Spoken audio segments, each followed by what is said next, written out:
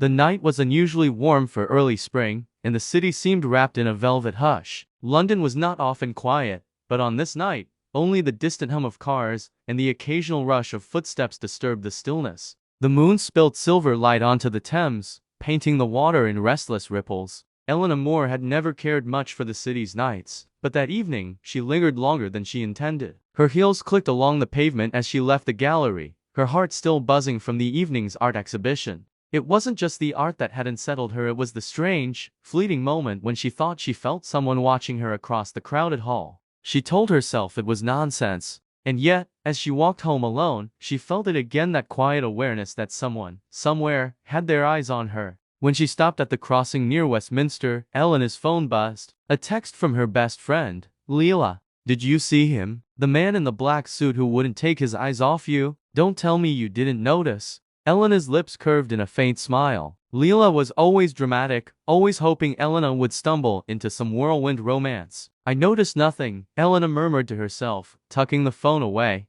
But the truth was she had noticed. He was tall, broad-shouldered, with eyes so dark she couldn't quite tell if they were brown or black. He had stood near the far wall of the gallery, saying very little, yet commanding the space around him. And when their gazes had locked, just for a second, Elena felt her breath catch in her throat. The sound of footsteps behind her broke her thoughts. Steady, unhurried, too close. Her heart quickened. She glanced over her shoulder. The streetlight revealed him, the stranger, the man from the gallery. He wasn't following her in a way that seemed threatening. No, his stride was smooth, deliberate, almost as though he belonged to the same rhythm of the night as she did. Elena swallowed hard and faced forward again, silently scolding herself for the flicker of excitement. When she reached the next crossing, his voice came, low and deep, smooth as dark velvet. Leaving without saying good night, she froze. Slowly, she turned, and there he was closer now, his face half in shadow. Her voice was steadier than she felt. "Do I know you?"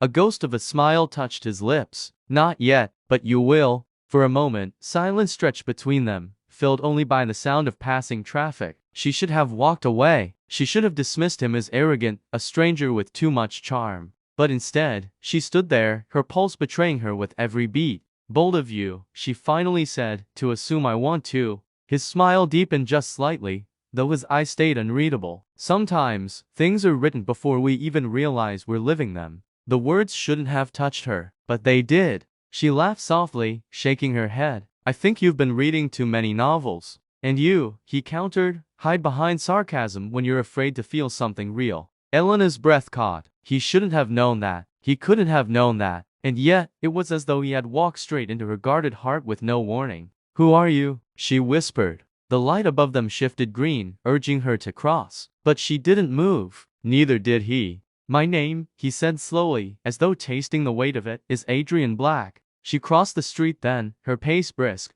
trying to shake off the gravity that pulled her toward him. But halfway across, she heard his footsteps behind her again, softer now, more cautious. When she reached the other side, she turned once more. "Good night, Adrian Black," she said firmly. He inclined his head, the hint of a smile still playing at his lips. "Not good night, Elena Moore. Just, until we meet again." Her stomach twisted. She had not told him her name. That night, Elena lay awake long after the city had gone quiet. She replayed every second of the encounter, searching for logic, for reason, but reason slipped through her fingers like water. She should have been frightened. Instead, she felt something far more dangerous. Intrigue. And somewhere deep inside her, a longing she had promised herself she would never feel again.